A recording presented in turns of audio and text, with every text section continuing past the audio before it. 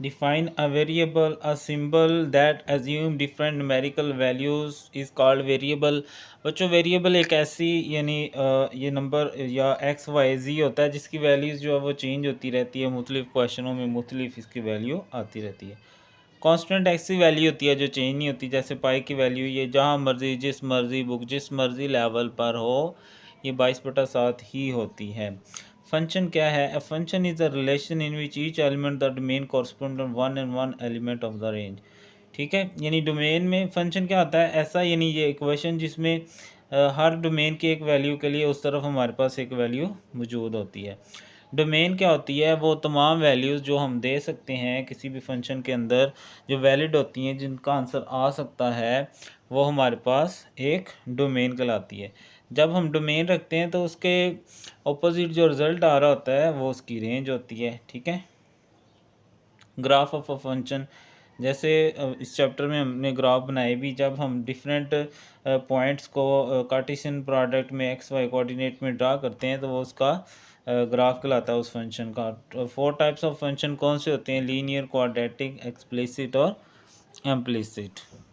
Constant function, the function F X is equal to C is a constant function. ये क्या होता है? एक कांस्टेंट फंक्शन होता है जिनमें इन विच आउटपुट वैल्यूज रिमेन कांस्टेंट, जिसमें आउटपुट वैल्यूज कांस्टेंट रहती हैं जबकि डोमेन की वैल्यूज चेंज होती रहती हैं। ठीक है,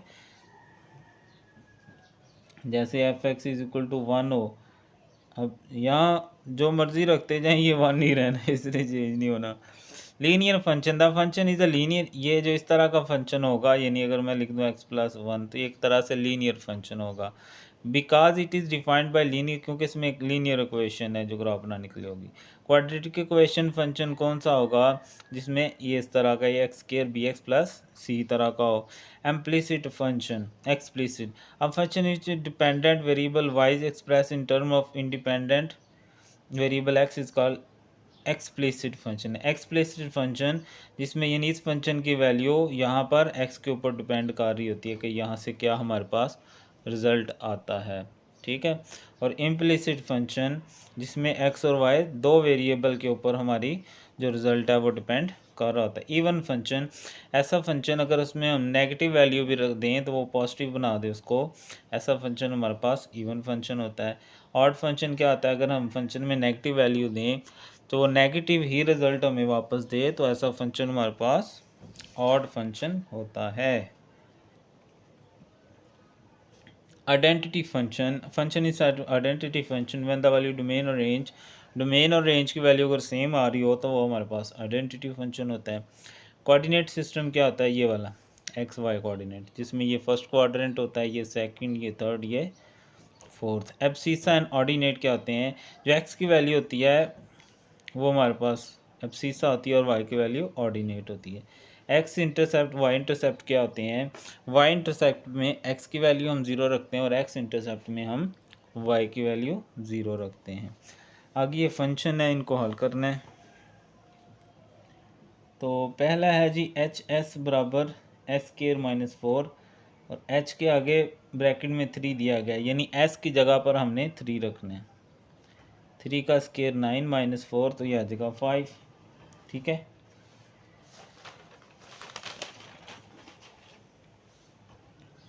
आगे है जी हमारे पास function F X is equal to x² -2x -3 और फंक्शन की वैल्यू एक तो -1 दी गई है और एक 0 दी गई है। पहले 1 से हल कर लेते हैं, तो यहाँ पर -1, यहाँ भी -1, 1 का स्केयर 1 -2 -3 तो ये 0 आ जाएगा।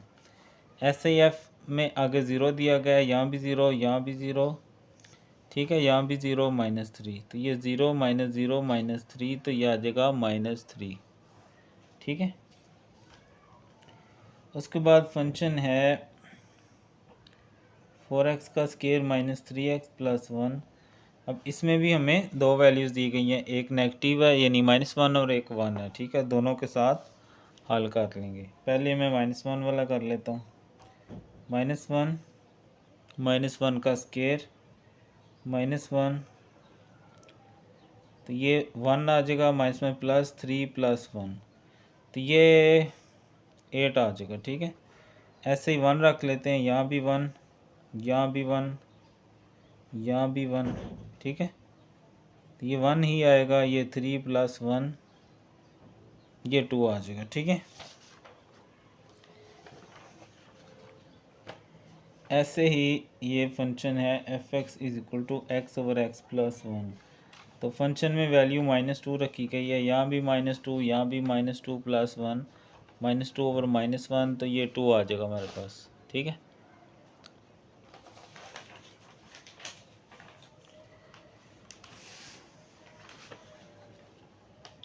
उसके बाद ये फंक्शन है f(x) = 3x² + 4x, और हमें ये दो निकालने हैं, f-1 और f2। पहले मैं -1 रखता हूँ, यहाँ भी, यहाँ भी। 1 का स्क्वायर 1 - 4, तो ये आ जाएगा -1। ऐसे ही मैं 2 रखता हूँ, यहाँ भी 2, यहाँ भी 2। 2 का स्क्वायर 4 + 4 2 = 8, ये 12 + 8 ये हो जाएगा 20, ठीक है। तो ये था जी 23 वाला। आगे है 24। जो बच्चे ऑनलाइन होते हैं भाई कमेंट ज़रूर किया करें, बताया करें, दुआओं में याद रखा करें। x 1 है और y 5 है। x की जगह 1, y की जगह 5। 1 का स्क्वायर 1, 5 का स्क्वायर होता है 25, तो ये आ जाएगा -24, ठीक है। उसके बाद f(x) = x² - 1, ये है जी, एक ये मालूम करना है, एक ये मालूम करना है, और एक ये मालूम करना है। x की जगह √3 रखेंगे, यहाँ भी √3, ऊपर स्क्वायर वैसे ही आ जाएगा ना -1, स्क्वायर काटेंगे तो 3 - 1 ये आ जाएगा 2। अब 10 रखते हैं, यहाँ भी 10, x की जगह 10 का स्क्वायर -1 ये हो जाएगा 100 - 1, तो ये हो गया 99। ऐसे ही 1/√2 रखेंगे, ठीक है। x की जगह 1/√2, अंदर भी 1/√2 का होल स्क्वायर -1। 1 का स्क्वायर 1 काटेंगे तो 2 - 1। देसी एलसीएम कर लेंगे, 1 1 1, 2 1 2, -1/2, ठीक है।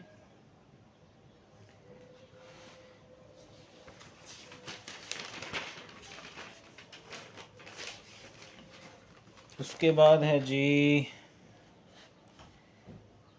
f(x) = x² - 1, मालूम क्या करना है, f(√3 - f(1/√2), ठीक है। पहले √3 निकाल लेते हैं, तो √3 स्क्वायर -1, जदर और स्क्वायर कैंसिल हो जाएंगे, तो 3 - 1 आ जाएगा 2। वैसे ये ऊपर वाला यही फंक्शन था, चलें कोई नहीं, दोबारा आप कर लिया तो क्या करें। 1 और √2 का होल स्क्वायर -1, 1 का स्क्वायर 1, ये 2 - 1। देसी एलसीएम 1 - 2 - 1/2, दोनों आंसर इसके अंदर रख दें। पहले का इसकी जगह आ जाएगा 2, माइनस और ये माइनस आपस में जमा हो जाएंगे 1/2, इसकी जगह ये आ गई, ठीक है। तो इसका हम कर लेंगे देसी एलसीएम, 2 2 4 + 1, तो ये आ जाएगा 5/2, ठीक है।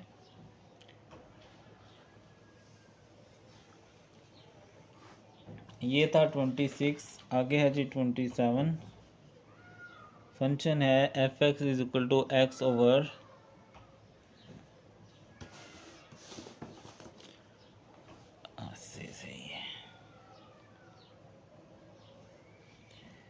क्या है, f2 रखें, fy-3 रखें, f3/4 रखें।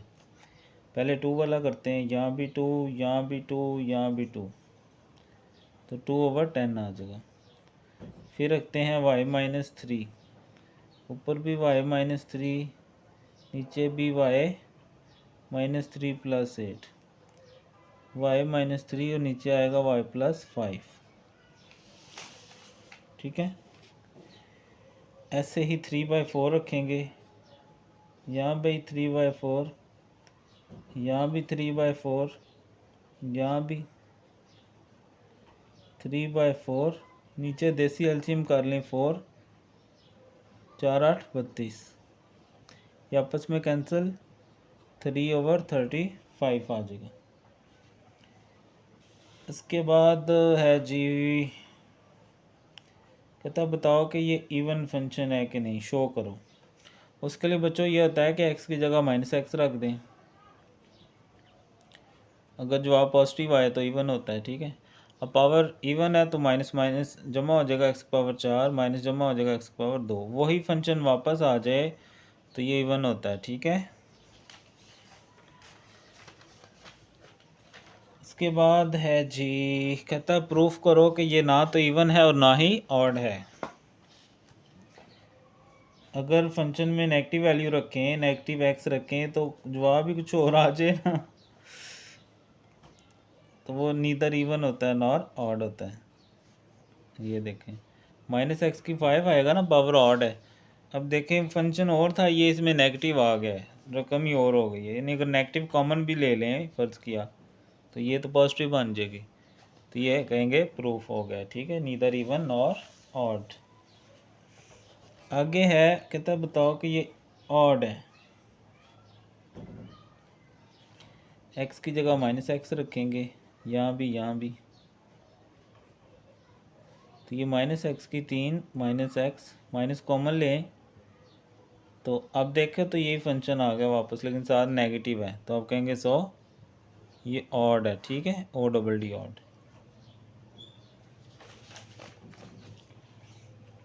यहाँ है जी y इंटरसेप्ट निकालने के लिए कहा गया है, तो x 0 रख दें, y इंटरसेप्ट निकालना है तो x की जगह 0 + 2, ये 0 हो जाएगा +2, तो ये आ जाएगा 2। उसके बाद है जी 32 वाला, x = 3y = 5 = 0। y इंटरसेप्ट निकालना है तो x = 0 रखना पड़ेगा, 3y 5 को उधर ले जाएं, 3y = -5, और फिर 3 उधर जाके तकसीम हो जाएगा, ठीक है।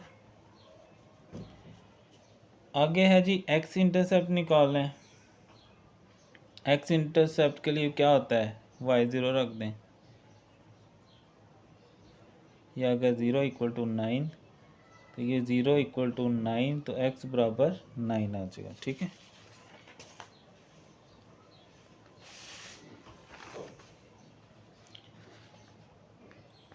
ये हो गया 33 34।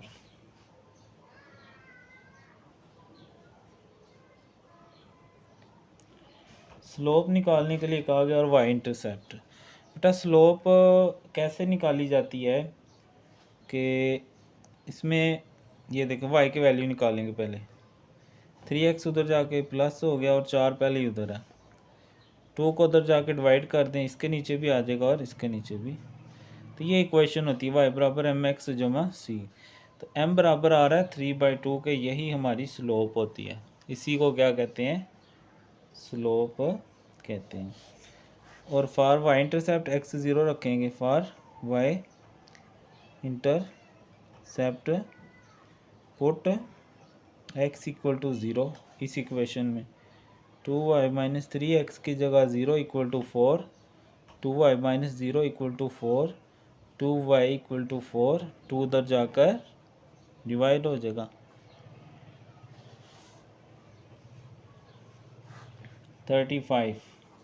स्लोप और y इंटरसेप्ट उसी तरह, 2x = 5y = -20 = 0, y की वैल्यू निकाल लें, 2x उधर जाके -20 उधर जाके +20, और 5 उधर जाके डिवाइड कर दें, इसके नीचे लहदा, इसके नीचे लहदा, कटिंग करनी है कर लें, वैसे हमें ज़रूरत नहीं पड़ेगी।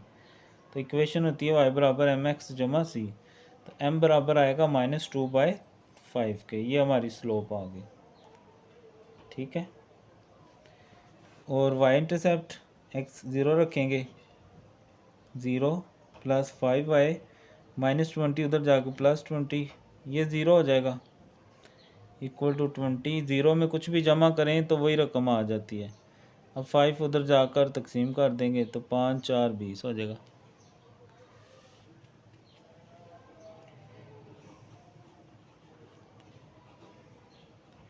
इसकी डोमेन निकालने के लिए कहा गया है। डोमेन के लिए ये होता है कि जो अंदर वाली वैल्यू होती है ना उसको 0 के बराबर रख लेना। +3 इधर जाके -3 और 5 उधर जाके डिवाइड हो जाएगा। ठीक है, तो अब डोमेन का पता कैसे चलेगा? 3/5, तो ये 0.6 नंबर लाइन बना लेंगे, उस पर आपने ये लिख देना माइनस, ये 1, ये 0, इस तरह -1, तो 0.6 तकरीबन यहाँ पर बन जाएगा। -3/5 लिख दें। अब इस लाइन के दो हिस्से हो गए, एक इधर हो गया और एक इधर रख के, दोनों की तरफ से एक एक वैल्यू रख के इसमें देखनी है, जिस तरफ से जवाब आ जाए वो उसकी डोमेन में आएगा, जिस तरफ ना आए वो नहीं आएगा। मसलन इस तरफ से मैं एक 0 वैल्यू अंदर रख लेता हूँ, 0 + 3, तो ये जवाब आ जाएगा, इसका मतलब ये हिस्सा डोमेन में आ जाएगा।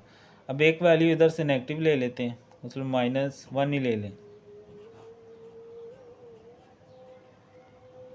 -5 + 3, तो बच्चों नेगेटिव का जज़र नहीं होता, इसका मतलब है ये हिस्सा डोमेन में नहीं आ सकता, ये आ सकता है। अब लिखेंगे कैसे?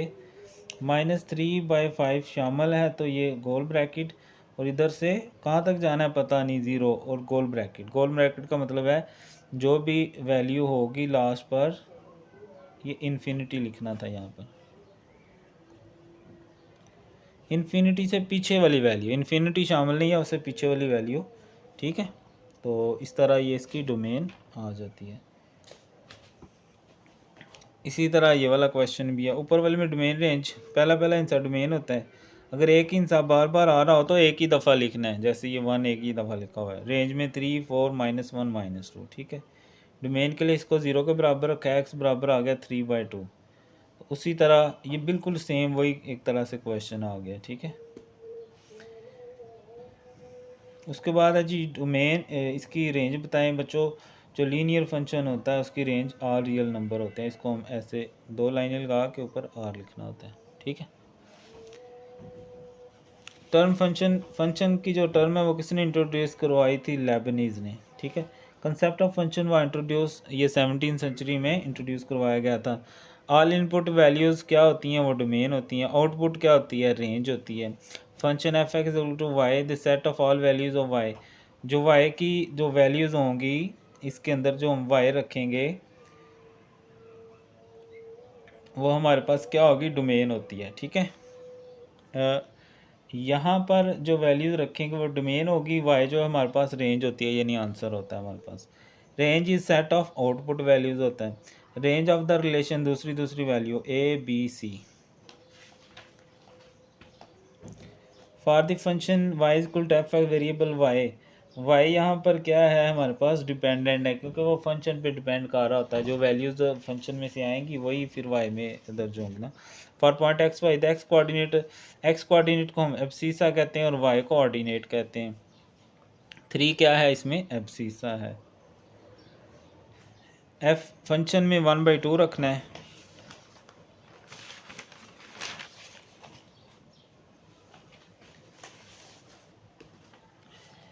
फंक्शन क्या है? F X is equal to X की क्यूब -1, और वैल्यू है 1/2। 1/2 का क्यूब -1, 1 का क्यूब 1, 2 की पावर 3 8 होता है, देसी एलसीएम कर लेंगे तो ये -7/8 आ जाएगा। ठीक है, बिल्कुल सेम इसी तरह जजर की 3 रखेंगे तो 3 आएगा, -1 करेंगे तो 2 आ जाएगा। ये अब function of the form F x x में बी, ये लीनियर फंक्शन होता है क्योंकि इसकी पावर 1 है। लीनियर फंक्शन का जो ग्राफ होता है वो एक स्ट्रेट लाइन होती है, ये भी एक लीनियर फंक्शन ही है। 9 को हम क्या कहते हैं? Absolute constant, fixed integer.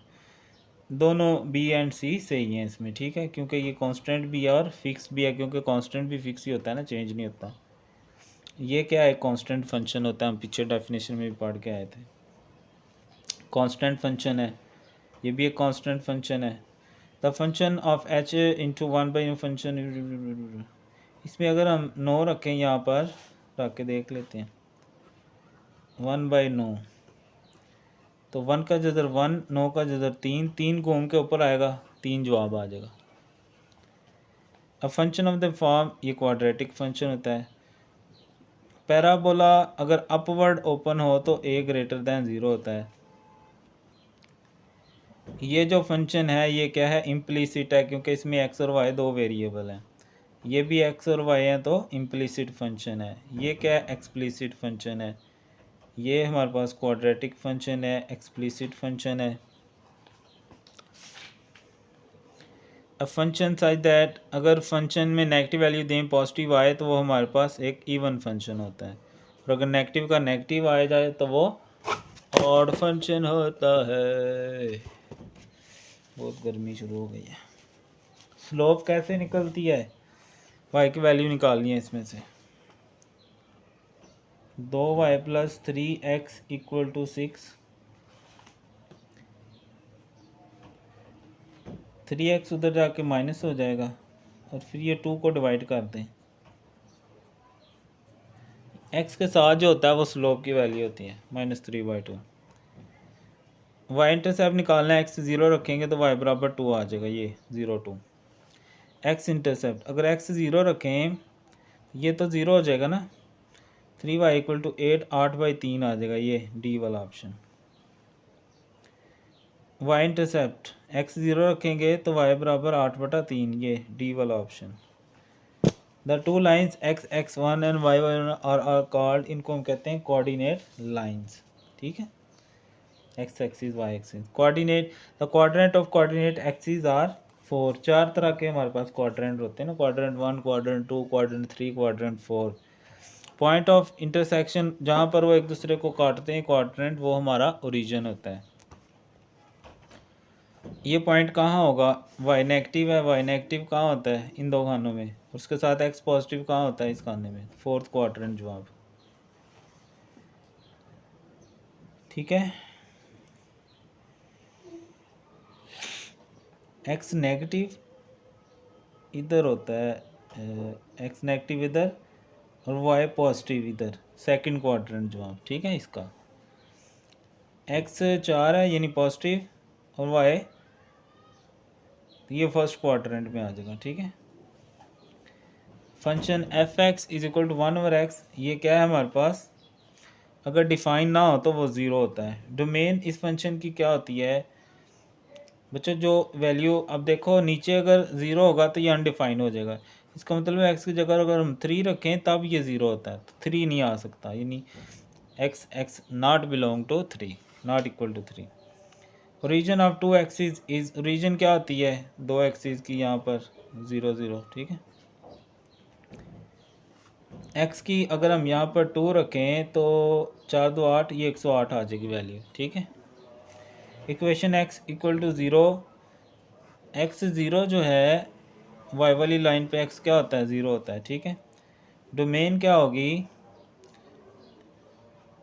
The domain of the function, बच्चों नीचे 0 नहीं होना चाहिए, तो इसको अगर मैं 0 के बराबर रखूँ तो x = 3/2 आएगा, यानी रेंज में से ये निकाल दें, ठीक है। ये r - 3/2, चलो जी।